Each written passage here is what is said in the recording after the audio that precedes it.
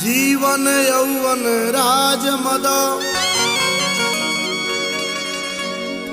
जीवन यौवन राज मद अभी चल रहा न कोई जा दिन जाए सत्संग में तो जीवन का फल हो।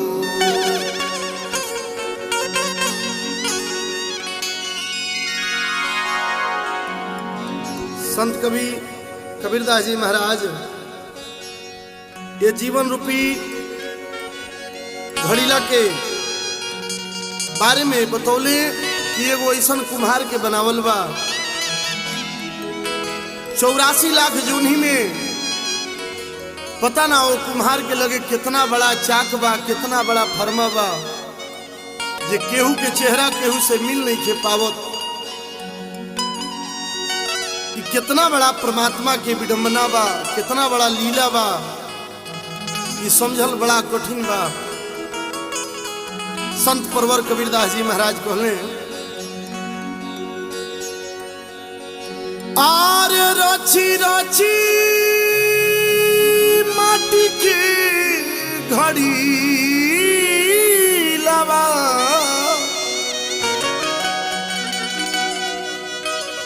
कुम्हारा बना वेला हो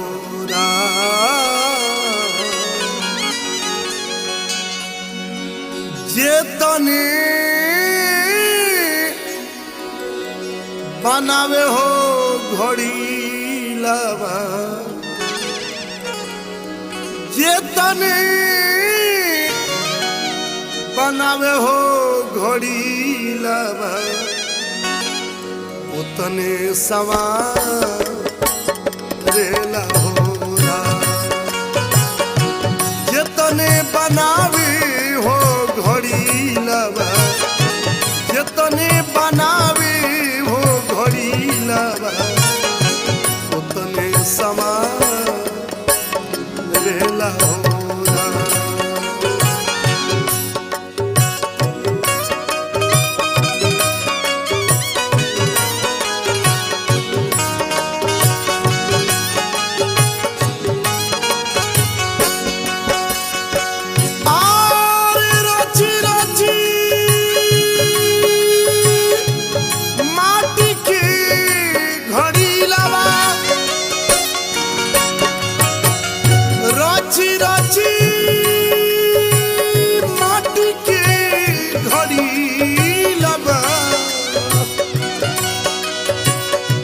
कुम्हारा बना वेला जे तने बनावे हो घड़ी लवा जे तने बनावे हो घड़ी लवा उतने समा रेला हो जे तने बनावे हो घड़ी लवा उतने समा रेला हो।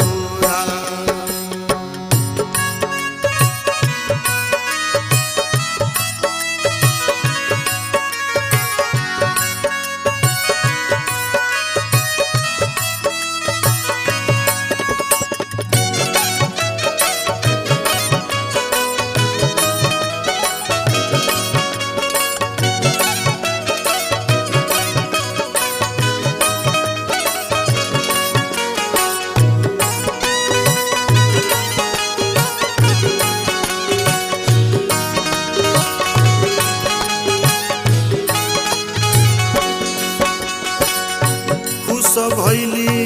देखी कुम्हैनिया कुम्हैनिया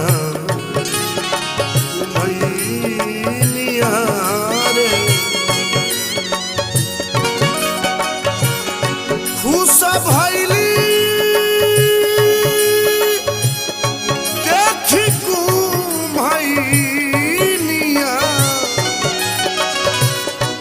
आवा एक लगा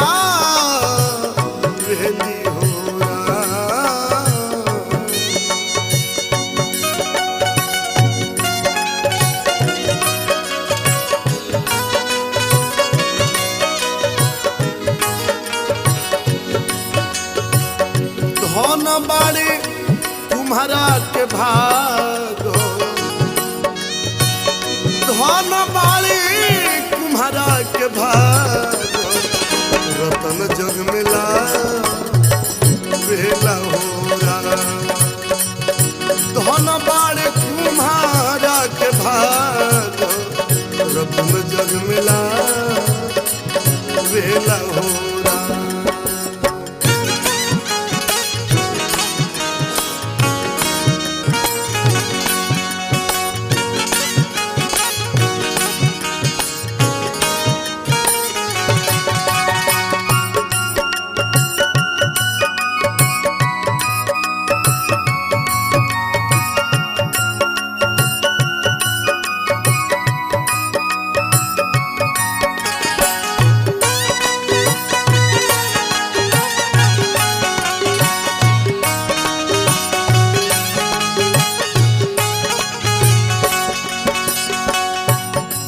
सेला आदरा के बूंद जे दिन जम रूपी आदरा के बारिश ये जीव रूपी घड़ीला पर जे दिन हुई वो दिन सारा लीला समाप्त बा जीव के बरसेला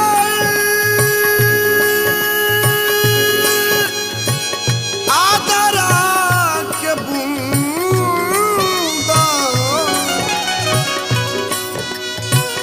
घड़ीलवा सब गली गईले होरा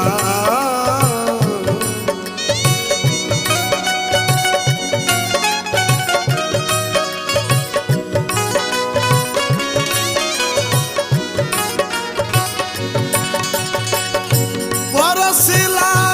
आदरा के बूंद घड़ीलवा सब गली गईले हो धुनी रोवे कुम्हैनिया लट धुनी रोवे कुम्हैनिया रोवे बुका भारी बैठे होरा लट धुनी रोवे कुम्हैनिया रोवे बुका भारी बैठे होरा।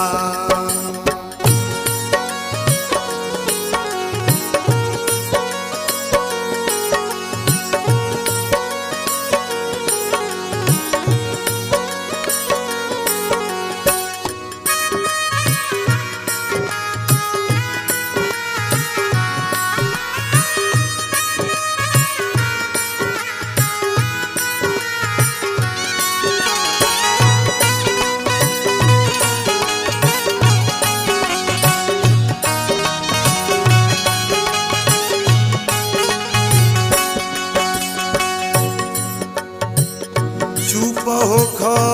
चुप कुम्हैनिया कुम्हैनिया रे चुप हो खा चुप कुम्हैनिया घड़ीलवा दोसर गढ़ी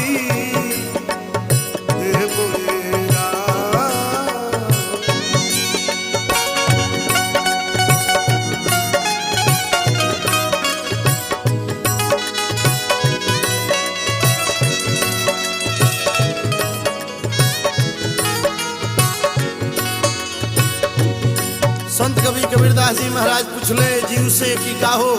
तू इतना मोह कैले बड़ो इतहार सृष्टि बनावल हो जीव कहलक कि ना तो फिर जेकर बनावल हो फिर बनाई एला बेचैन मत होखो चुप होखो चुप कुम्हैनिया घड़ीलवा दोसर गढ़ी देबेरा साहेब कबीर समझावेले दास कबीर समझावेले माया के बजरिया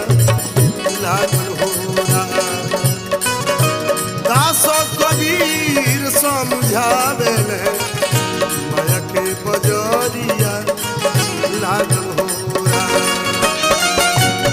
आर रची रची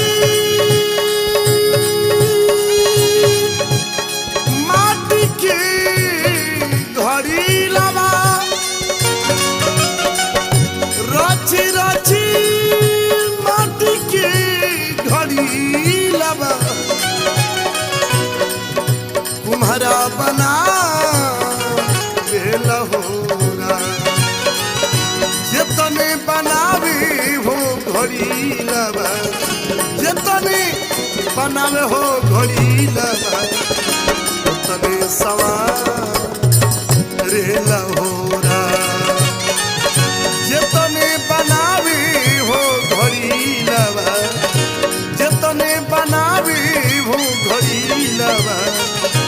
जितने बनावी हूँ घड़ी लबा उतने सवार रे लहो